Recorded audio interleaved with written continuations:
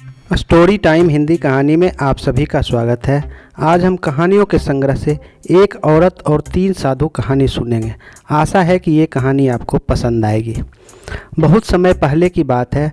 एक औरत थी जिसका एक छोटा सा घर था। घर में उसके 2 बच्चे और अपने पति के साथ वह रहती थी। एक दिन की बात है, वह बाहर जा रही थी।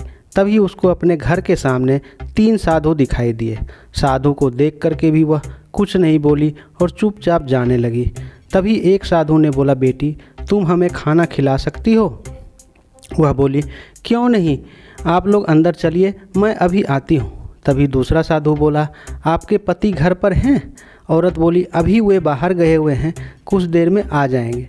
तभी तीसरा साधु बोले, ठीक है, जब तुम्हारे पति आ जाएंगे तब हम लोग घर में जाएंगे। औरत ने बोला, ठीक है बाबा। थोड़ी देर में उसका पति आ गया और उसने सारी बात अपने पति को बताया।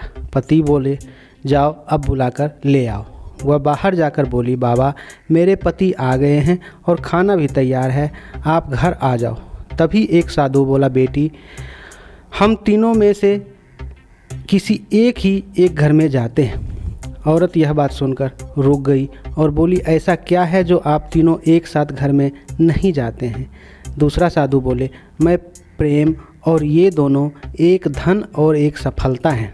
हम तीनों में से कोई भी किसी के घर में जब भी जाता हूँ उसके घर में वही चीज़ आ जाती है। औरत खुश हो गई और बोली, आप रुकिए, मैं अपने पति से पूछ कर आती हूँ। वह दौड़ते हुए अपने पति के पास गई और सारी बात बताई। तब पति बोला, धन वाले साधु बाबा को बुला लेते हैं। तब औरत बोली, नहीं, सफलता वाले साधु को बुलाते हैं, क्योंकि सफलता मिल जाएगी तो धन अपने आप ही आ जाएगा। फिर दोनों में लंबी बहस हुई और बाद में फैसला हुआ कि धन और सफलता दोनों साधु को बुला लेते हैं।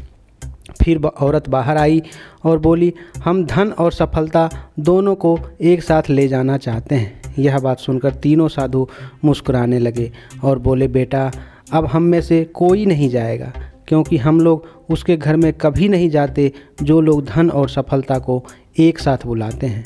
यह बात सुनकर औरत को बहुत ही अफसोस हुआ और उदास मन से घर चली गई। आपको ये कहानी कैसी लगी हमें कमेंट्स में बताएं। धन्यवाद।